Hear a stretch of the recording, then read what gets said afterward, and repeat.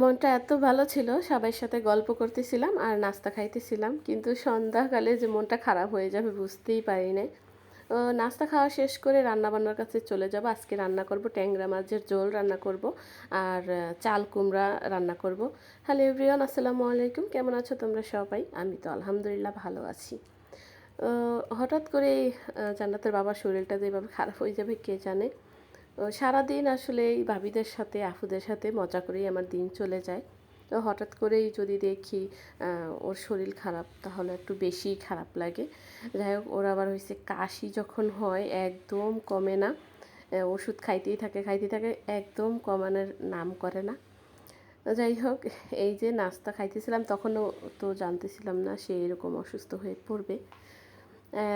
আর নাস্তা খাইতেছিলাম আর বেশিরভাগ হাসাহাসি করতেছিলাম। আমাকে হয়েছে খেপাইতে থাকে আমি নাকি চিংড়ি মাছের রানী এটা বলে। যাই হোক, সব তরকারিতে আর কি চিংড়ি মাছ দেই আমি।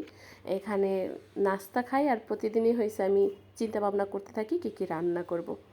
যাই হোক, সেটা নিয়ে কথা বলতেছিলাম আর হয়েছে অনেক অনেক আর কি মজা করতেছিলাম। তো সব কিছু আমি রেডি করে নিচ্ছি রান্না করব বলে। বাজারে গেছিলাম, বাজারে গিয়ে আমি ট্যাংরা মাছ, ছোট ছোট ট্যাংরা মাছ কিনে নিয়ে আসছি। এটাকে একটু আলু দিয়ে সুন্দর করে হালকা ঝোল করব।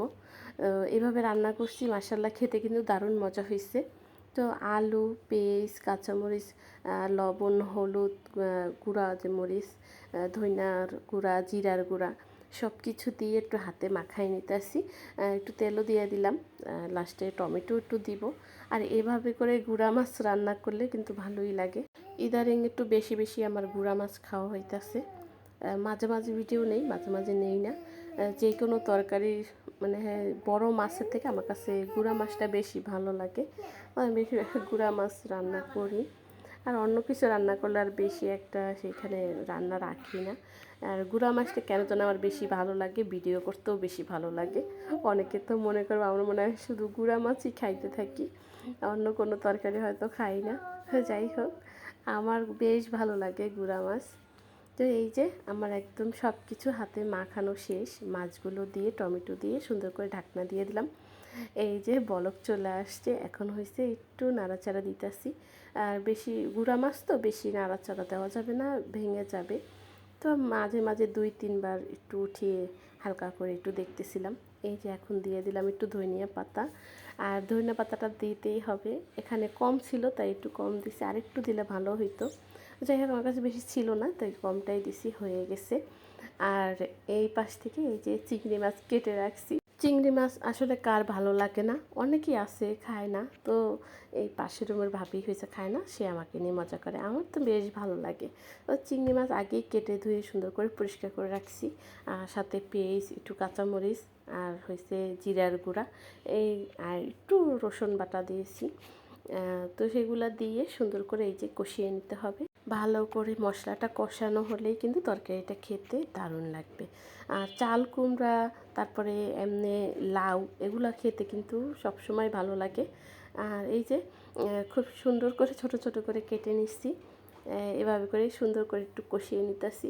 আর মশলাটা কষিয়ে নিচ্ছি, এখন হয়েছে তরকারিটা একটু কষিয়ে এই যে ঝোলের পানি দিয়ে দিলাম। এখন হয়েছে ঢাকনা দিয়ে রেখে দিব। অল্প আঁচে আমি এটাকে হালকা করে সেদ্ধ করে হয়ে নেব। তো যাই হোক, রান্না বান্না শেষ, খাওয়া দাওয়াও শেষ। সন্ধ্যার দিকে এই যে পুরি নিয়ে আসছে, আর আমি আবার আসার পরে চাল ভাজা করছি। তো সেটার আর ভিডিও নেই, কারণ সে বাসায় যখন থাকবে আসবে, ফরমাইশ কাটতে কাটতে আমার সময় চলে যায়, কখন টের পাই না। এই যে মেয়ের জন্য কিন্তু মজা আনতে ভুলে নাই, যতই শরীর খারাপ হোক না কেন তার জন্য মজা তো আনতেই হবে। তো এই যে খুবই অসুস্থ, এসে একদম চোখ বুজে আছে।